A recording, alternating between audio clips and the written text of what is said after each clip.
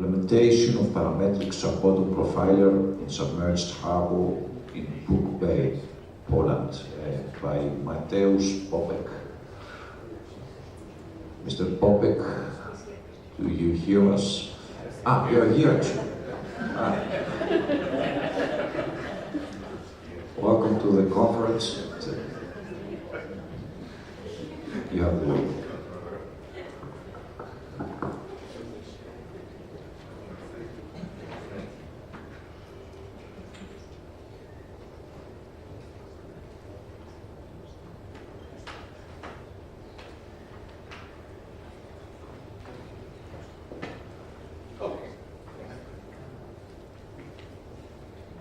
Hello, it's nice to be here. My name is Mateuz Popek, and I want to show you some results and some thoughts about using sub-bottom profiler, but this is parametric sub-bottom profiler. That's more developed. But firstly, let's look on the side, on the archaeological side, where we use it. Firstly, somewhere here is Poland. And in Poland, in the north part, we've got Puck Bay.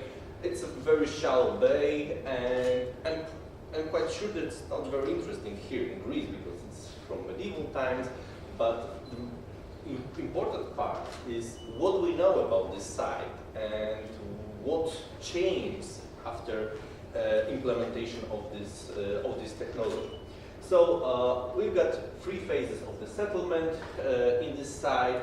This site has about 12, maybe 16 hectares, no one knows.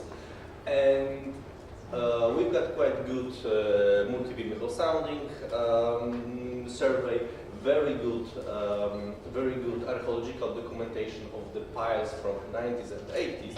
And there are about 7,000 wooden piles.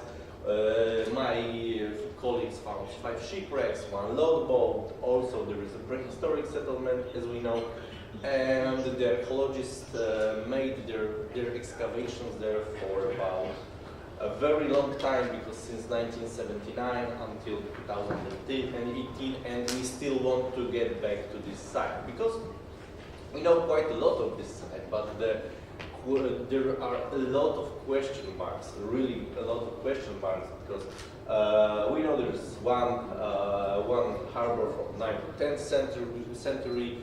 It's maybe it could be connected with the Vikings. Then we've got the 12th century harbour. It's connected with the rising of the Poland state, and then the third small fisherman harbour. And also we've made quite a lot of survey, quite a lot of documentation. We've got some thoughts about how it looks like, or it should look like. And now we've got some things, and we want to implement the new survey, like parametric multi-transducer sub-bottom profiling and whatever it names.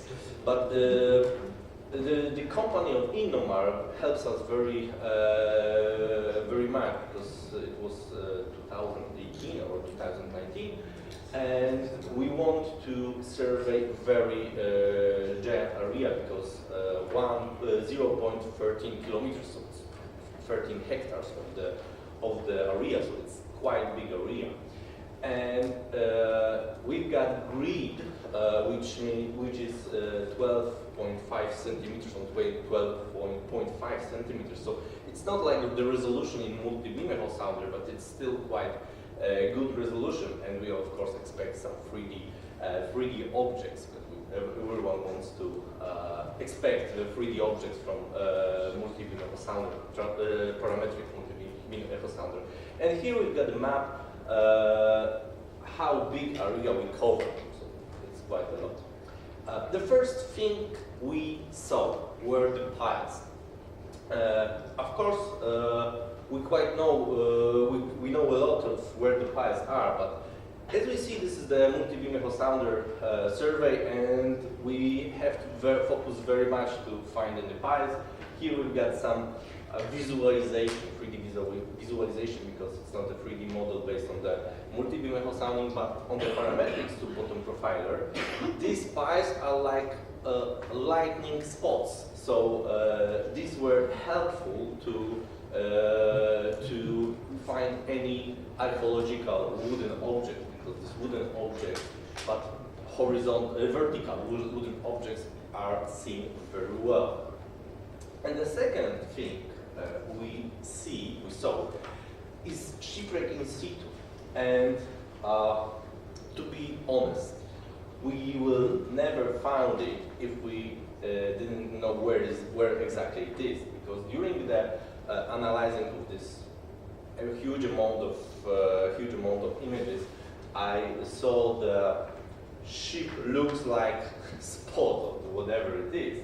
But in the 90s, there was a trench, and we exactly know there is a shipwreck here. And in the 90s, someone recovered the half of the shipwreck.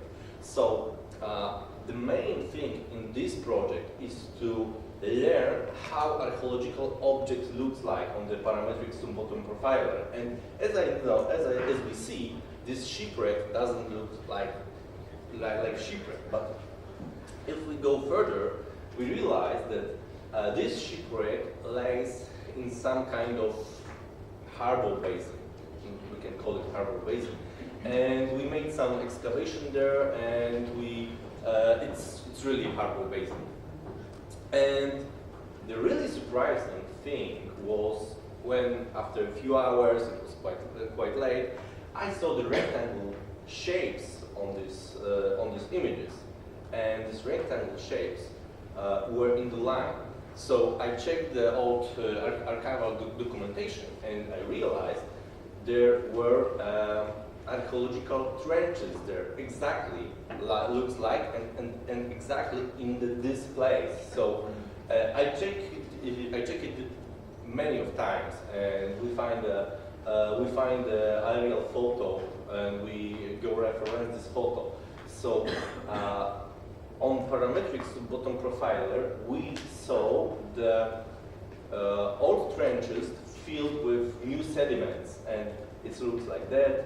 It looks like that. Of course, on the different amplitudes and on the different cross section, horizontal section, it looks the different. And here we've got our shipwreck. And on the right side, you see the aerial photography from 90s, and we've got 1, 2, 3, 4, and 5 trenches.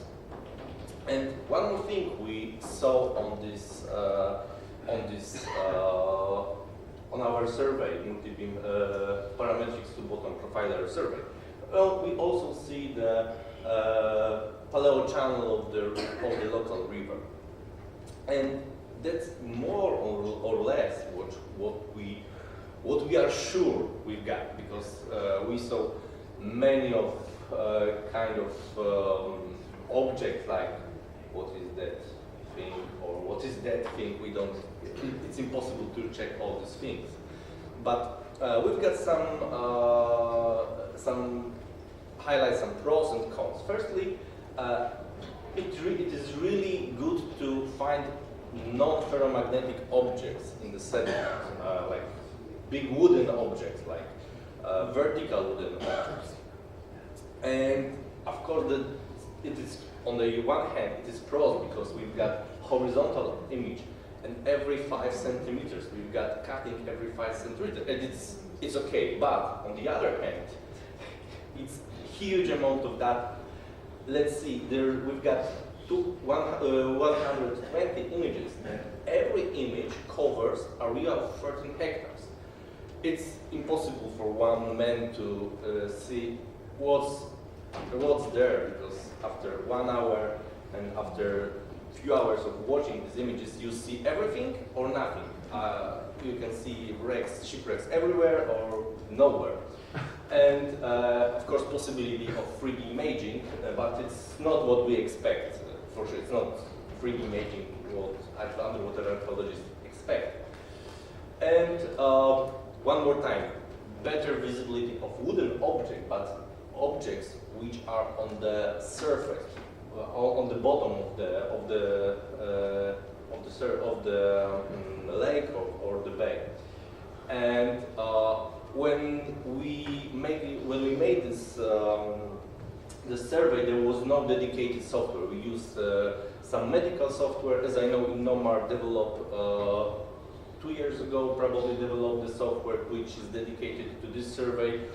And one more thing, and I think the most important thing, we got very lack of know-how, because who knows what this spot is, what this line is. We don't even, we can dig, we can excavate and check every feature, every issue what we found on this survey, but we still have lack of know-how, and we have to learn a lot. And this site is very good to learn how the parametrics to bottom profiler works, and what can we see and what we cannot see in the sediments. So that's all. Thank you for your attention. And